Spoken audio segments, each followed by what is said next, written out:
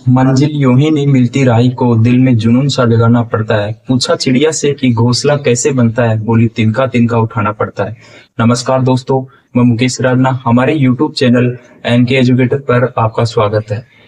हमने पिछले राजस्थान की ज्योग्राफी की क्लास स्टार्ट की थी, उसमें हमारा एक टॉपिक कंप्लीट हो गया है, राजस्थान की स्थिति और विस्तार। आज एक नए टॉपिक के साथ में मैं क्लास को शुरू करता हूं। वह हमारा टॉपिक है राजस्थान के जो भौतिक विभाजन के बारे में आज पढ़ने वाले हैं। देखो, भौतिक विभाजन क्या होता है। विभाजन दो प्रकार का होता है, एक होता है भौतिक विभाजन, एक होता है सांस्कृतिक विभाजन। भौतिक विभाजन वो होता है जो प्राकृतिक रूप से जो सतह है को बांटा जाता है, उसे भौतिक विभाजन बोलते हैं। और जो मानव के द्वारा बांटते हैं उसे सांस्कृतिक विभाजन बोलते हैं। जैसे राजस्थान में अलग अलग क्षेत्र हैं, जैसे कि पश्चिमी मरुस्थलीय भाग है, इधर पूर्वी मैदानी भाग है, अरावली पर्वतमाला है। ये सब एक भौतिक विभाजन है, यानी प्राकृतिक रूप से अलग अलग क्षेत्रों की अलग अलग विशेषताएं हैं, इसी आधार पर इसको बांटा गया है, इसलिए इसको भौतिक विभाजन बोलते हैं। और जो सांस्कृतिक विभाजन वो होता है जिसमें मानव बांटता है। जैसे एक गांव है, गांव से एक तहसील बनती है, एक जिला बनता है, एक राज्य बनता है। ये सब मानव के द्वारा बांटा जाता है, इसलिए इसको सांस्कृतिक विभाजन कहा जाता है। तो हमारे राजस्थान का हम भौतिक विभाजन पढ़ेंगे जो प्राकृतिक रूप से बटे हुए अलग अलग विशेषताएं हैं। तो देखो, भौतिक विभाजन को लेकर सबसे पहले जर्मनी का एक भूगोलवेत्ता अल्फ्रेड वेगनर ने अपने एक सिद्धांत दिया था, महाद्वीपीय विस्थापन का सिद्धांत। इस सिद्धांत में यह बताया है कि पृथ्वी है प्राग ऐतिहासिक काल में पूरा एक ब्रह्मांड एक गोला के रूप में था, और फिर कार्बोनिफेरस युग में वो गोला दो भागों में टूट गया। उसमें एक भाग को अंगारा लैंड बोलते हैं और एक भाग को गोंडवाना लैंड बोलते हैं। अंगारा लैंड उत्तरी भाग को बोलते हैं और दक्षिणी भाग को गोंडवाना लैंड बोलते हैं। फिर ये दोनों भागों में आपस में टकराव होता है, गोंडवाना लैंड और अंगारा लैंड में आपस में टकराव होता है, और इनमें टकराव होने से जहां पर स्थल भाग बनता है वहां तो महाद्वीप होता है, और जहां जलीय भाग होता है वहां महासागर का निर्माण होता है। इस प्रकार से महाद्वीप और महासागरों का निर्माण होता है। देखिए, करते हैं शुरुआत राजस्थान का भौतिक विभाजन। इसको लेकर देखो, अल्फ्रेड वेगनर का महाद्वीपीय विस्थापन सिद्धांत, महाद्वीपीय विस्थापन सिद्धांत ये 1913 में दिया था, यानी वेगनर के द्वारा महाद्वीपीय विस्थापन सिद्धांत दिया। और उसी के आधार पर, महाद्वीपीय विस्थापन सिद्धांत के आधार पर बताया कि ब्रह्मांड एक गोला के रूप में था, यानी ब्रह्मांड एक गोला के रूप में था। फिर देखो, ये प्राग ऐतिहासिक काल में बताया, प्राग ऐतिहासिक काल, ऐतिहासिक। फिर देखो, कार्बोनिफेरस युग में अलग अलग समय पीरियड हुआ, उसमें कार्बोनिफेरस युग हुआ। कार्बोनिफेरस युग में ये गोला या ये एक भाग दो भागों में टूट गया। ये खंड दो भागों में टूट गया,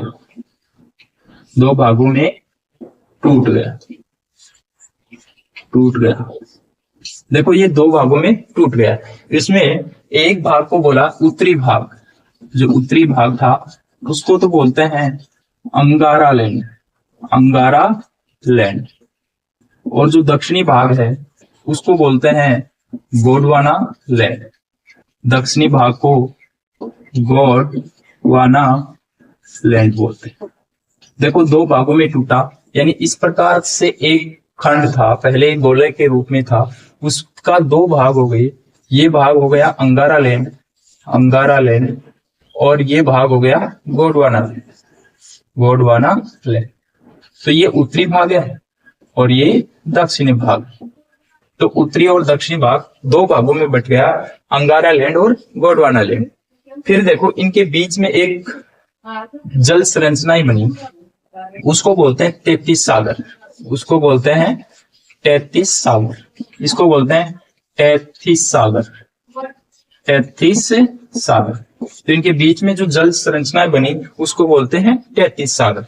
फिर देखो, इन दोनों खंडों में आपस में टकराव होता है, यानी अंगारा लैंड और गोंडवाना लैंड दोनों खंडों में आपस में टकराव होने से जो स्थल भाग है, स्थल भाग, वो तो बना महाद्वीप, महाद्वीप। और जो जल भाग था, जलीय भाग, वो बना महासागर, महासागर। इस प्रकार देखो, महाद्वीप और महासागर की उत्पत्ति होती है। कैसे होती है? पहले गोले के रूप में था, उसको दो भागों में टूट गया, अंगारा लैंड, गोंडवाना लैंड, और उत्तरी भाग ये हो गया, दक्षिण भाग ये हो गया। इसका स्थल भाग को महाद्वीप और जलीय भाग को महासागर कहा जाता है। हमारे राजस्थान की जो भौतिक विभाजन हुआ उसमें भी इस गोंडवाना लैंड और 33 सागर के अवशेष पाए जाते हैं, भारत में भी और राजस्थान में भी पाए जाते हैं। देखो, 33 सागर का अवशेष किसका पाया जाता है? जो मरुस्थलीय भाग है, मरुस्थलीय भाग किसका अवशेष है?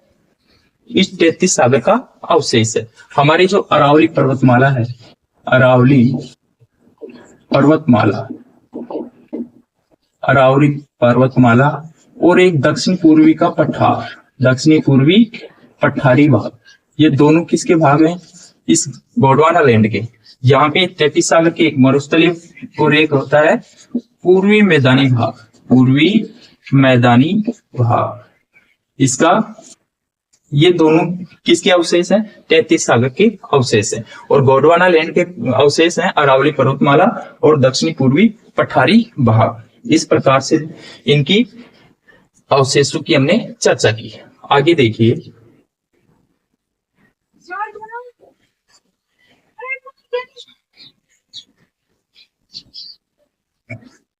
ये देखो, अंगारा लैंड, गोंडवाना लैंड, ये अलग अलग हुआ। ये पूरा जो गोला था इसको बोलते थे पेंजिया। ये क्या था? पेंजिया। तो पेंजिया के ही दो भाग थे, इसके पेंजिया। तो पेंजिया के दो, सबसे पहले राजस्थान का भौतिक विभाजन करने वाला जो विद्वान था वो वीसी मिश्रा था। उन्होंने 1966 में राजस्थान की जो भौतिक विभाजन है उनको 7 भागों में बांटा। उन्होंने अपनी पुस्तक राजस्थान का भूगोल नामक पुस्तक में उन्होंने 7 भागों में भौतिक प्रदेशों को बांटा है। देखिए, राजस्थान का सर्वप्रथम भौतिक विभाजन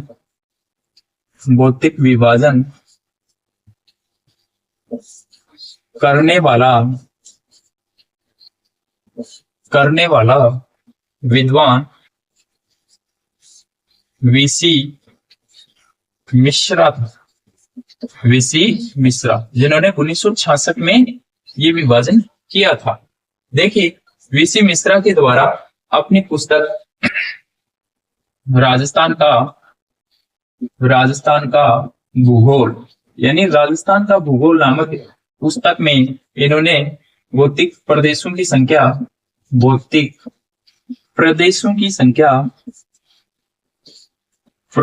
संख्या 7 बताई। अपनी पुस्तक राजस्थान का भूगोल में भौतिक प्रदेशों की संख्या 7 बताई। हम देख लेते हैं 7 कौन कौन से भौतिक प्रदेश बताए। पहला देखो, पश्चिमी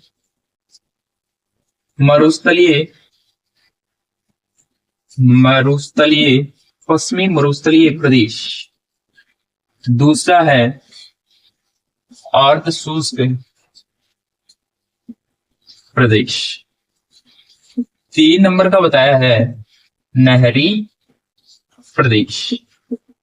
और 4 नंबर का प्रदेश बताया है पूर्वी औद्योगिक कृषि प्रदेश। और 5 नंबर का बताया है दक्षिणी पूर्वी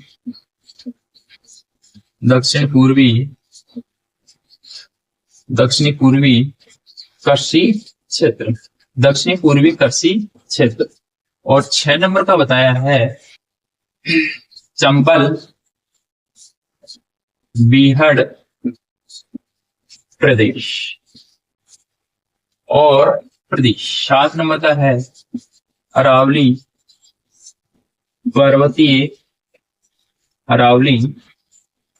पर्वतीय प्रदेश।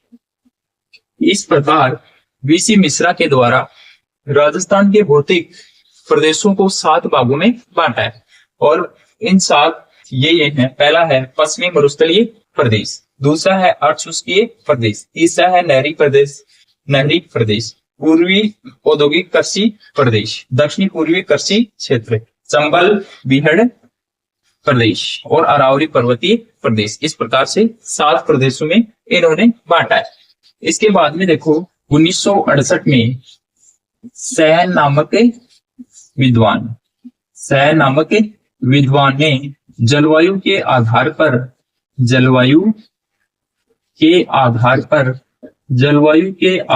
पर भौतिक विभाजन किया। तो जलवायु के आधार पर भौतिक विभाजन करने वाला विद्वान सैन नामक विद्वान से तो 1968 में किया है, ये 1966 में किया था। इनकी डेट पे पूछते हैं बीसी मिश्रा जी की कि बीसी मिश्रा के द्वारा राजस्थान के भौतिक प्रदेशों को कब विभाजित किया गया, तो 1966 में विभाजित किया गया। और फिर देखो 1971 में रामलोचन द्वारा भी भौतिक प्रदेशों को विभाजन किया गया। देखो विभाजन को लेकर 3-4 वैज्ञानिक विद्वान महत्वपूर्ण है।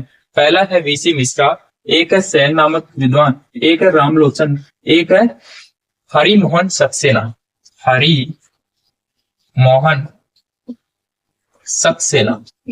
इन 4 विद्वानों का नाम याद रखना है। इन्होंने 1971 में किया, इन्होंने 1968 में किया जलवायु के आधार पर, और इन्होंने 1966 में। हरिमोहन सक्सेना ने अपनी पुस्तक, इन्होंने भी राजस्थान का भूगोल नामक पुस्तक लिखी और उस पुस्तक में 4 प्रदेशों की बात की है और जो सर्वमान्य प्रदेश माने गए हैं। पहला देखो प्रदेश इन्होंने बताया है, एक तो है पश्चिमी मरुस्थलीय प्रदेश, दूसरा बताया है पश्चिमी मरुस्थलीय प्रदेश, 2 नंबर का है अरावली पर्वतीय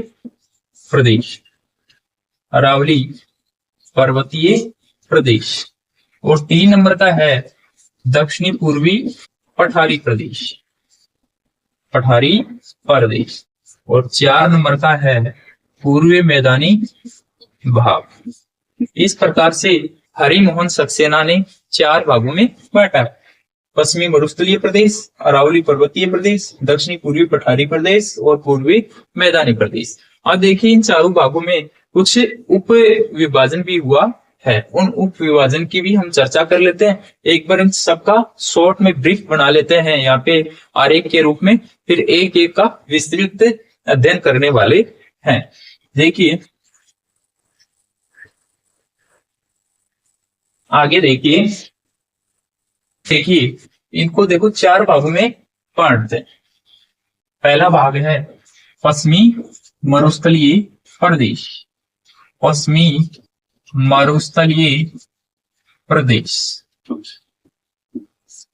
दूसरा भाग है उसको बोलते हैं अरावली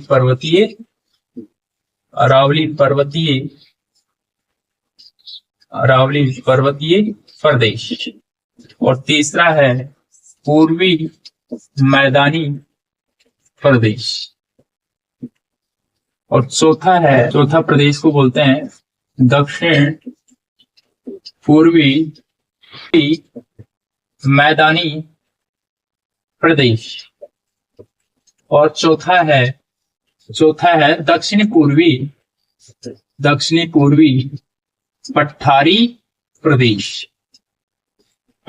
प्रदेश। इस प्रकार से राजस्थान के भौतिक प्रदेशों को मुख्य रूप से 4 भागों में बांटते हैं। पहला पश्चिमी मरुस्थलीय प्रदेश, अरावली पर्वतीय प्रदेश, पूर्वी मैदानी भाग और दक्षिण पूर्वी पठारी प्रदेश। अब देखिए इन चार मुख्य विभाजन के बाद में कुछ इनके उप विभाजन है, उनकी चर्चा हम करते हैं। एक बार इनका ब्रीफ बना लेते हैं, फिर एक एक को हम विस्तृत रूप से पढ़ने वाले।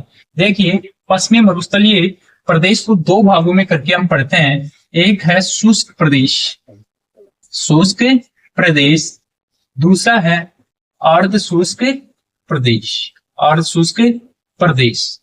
अब देखिए, शुष्क प्रदेश दो प्रकार का है, एक बालुका स्तूप युक्त प्रदेश और दूसरा है बालुका स्तूप मुक्त प्रदेश। देखिए पश्चिमी मरुस्थलीय प्रदेश को दो भागों में बांटते हैं, एक शुष्क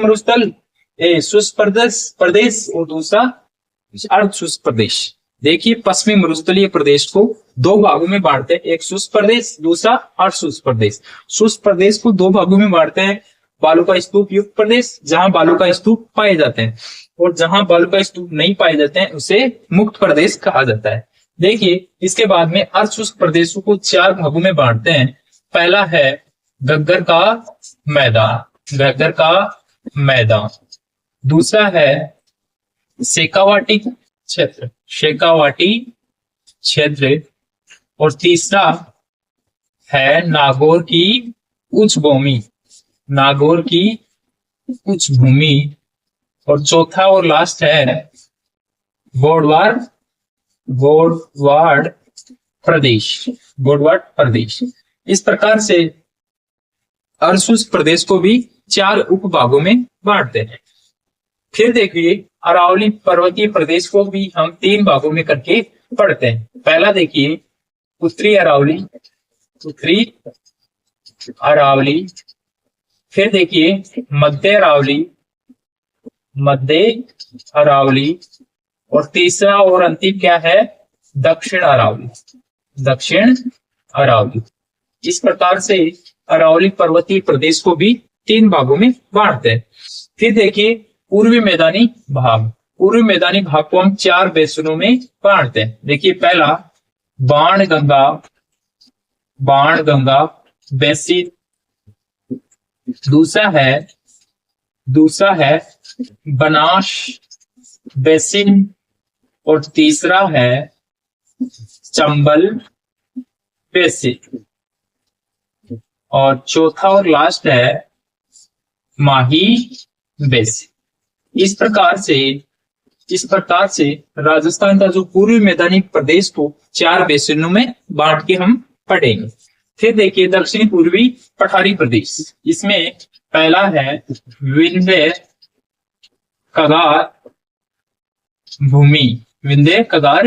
भूमि, और दूसरा है दक्कन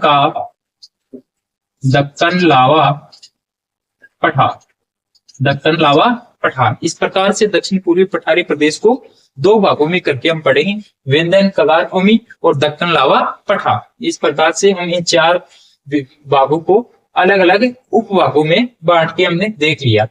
और अब देखिए, इन चारों की एक साथ हम कुछ चीजों को देखते हैं, जैसे इनका क्षेत्रफल, जनसंख्या, इनका जो निर्माण हुआ और किसके अवशेष है, इन सब की बात एक जगह हम कर लेते हैं। फिर उनके बाद में एक एक की चर्चा करने वाली। देखिए,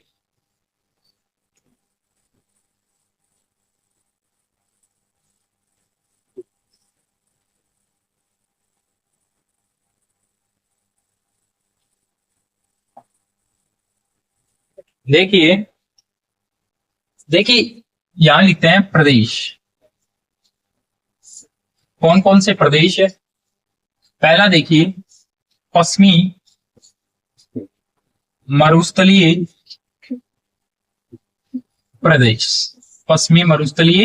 प्रदेश, दूसरा है अरावली पर्वतीय प्रदेश, और तीसरा है पूर्वी मैदानी भाग, और चौथा है दक्षिण पूर्वी पठारी प्रदेश। इस प्रकार से इन चारों प्रदेशों को लिख लेते हैं। उसके बाद में देखिए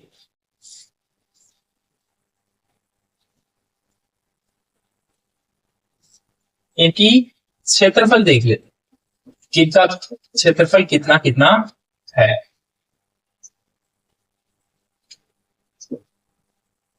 एक टेबल बना लेते हैं, उसमें हम सारी चीजों को एक साथ करके पढ़ लेते हैं, जिससे कि आसानी याद करने में आसानी रहेगी। यहाँ पे लिख लेते हैं जनसंख्या, फिर देखिए निर्माण क्रम, और यहाँ पे देखते हैं अवशेष, यानी कौन सा प्रदेश किसका अवशेष। देखिए देखिए पश्चिमी मरुस्थलीय प्रदेश का क्षेत्रफल सबसे ज्यादा है, 61.41%, 61.11%, यानी राजस्थान के कुल क्षेत्रफल का 61.11% पश्चिमी मरुस्थलीय प्रदेश है। और यहाँ पे जनसंख्या रहती है, कुल जनसंख्या का 40% जनसंख्या इस प्रदेश में रहती है। अब देखिए अरावली पर्वतीय प्रदेश, इसका क्षेत्रफल है 9%, और जनसंख्या यहाँ रहती है 10% जनसंख्या निवास करती है। इसी प्रकार पूर्व मैदानी भाग का जो क्षेत्रफल है वो है 23%, इसका क्षेत्रफल कितना है 23%, और यहाँ जनसंख्या निवास करती है 39%। इसी प्रकार दक्षिणी पूर्वी पठारी प्रदेश का क्षेत्रफल है 6.89%, और जनसंख्या यहाँ पे रहती है 11%। इस प्रकार हम इन चारों की जनसंख्या और क्षेत्रफल देख लिया। 61.11%, यहाँ 40% जनसंख्या निवास करती है, यहाँ 9% क्षेत्रफल है, 10% यहाँ जनसंख्या निवास करती है, 23% क्षेत्रफल में 39% जनसंख्या निवास करती है, और दक्षिण पूर्वी पठारी प्रदेश में 6.89% क्षेत्रफल में 11% जनसंख्या निवास करती है। अब देखिए इसका निर्माण का क्रम, सबसे पहले इन चारों प्रदेशों में अरावली पर्वतीय प्रदेश का निर्माण सबसे पहले हुआ। तो प्रथम निर्माण किसका हुआ, अरावली पर्वतीय प्रदेश का। इसके बाद में देखिए ये किसका अवशेष है, अरावली पर्वतीय प्रदेश गोंडवाना लैंड का अवशेष है, गोंडवाना लैंड। तो गोंडवाना लैंड का अवशेष कौन है, अरावली पर्वतीय प्रदेश। इसी प्रकार दक्षिण पूर्वी पठारी प्रदेश में किसका अवशेष है, गोंडवाना लैंड का, गोंडवाना लैंड। तो गोंडवाना लैंड का अवशेष, जैसे कि हमने पहले स्टार्टिंग में किया था कि एक पेंजिया था, पेंजिया नाम का एक भूखंड था, उसके दो भाग हो गए, अंगारा लैंड और गोंडवाना लैंड। अब देखिए ये भी इसका निर्माण हुआ 2 नंबर पे द्वितीय क्रम में। फिर देखिए इसके बाद में पूर्वी मैदानी भाग का निर्माण होता है, जो किसका अवशेष है, कैथी सागर का अवशेष, कैथी सागर का अवशेष है। इसी प्रकार से ये भी किसका अवशेष है, कैथी सागर का अवशेष है, और इसका निर्माण चतुर्थ टाइम में हुआ। देखिए इनका निर्माण सबसे अंत में होता है, किसका निर्माण, पश्चिमी मरुस्थलीय प्रदेश का। इस प्रकार से हमने एक टेबल में जनसंख्या, क्षेत्रफल, उसका निर्माण का क्रम और उनके अवशेष को एक साथ करके हमने पढ़ लिया है। अब अगली क्लास में हम पढ़ेंगे एक एक प्रदेश को लेके उसका विस्तृत तरीके से पढ़ेंगे। आज की क्लास में इतना ही पढ़ते हैं, तब तक के लिए धन्यवाद, थैंक यू।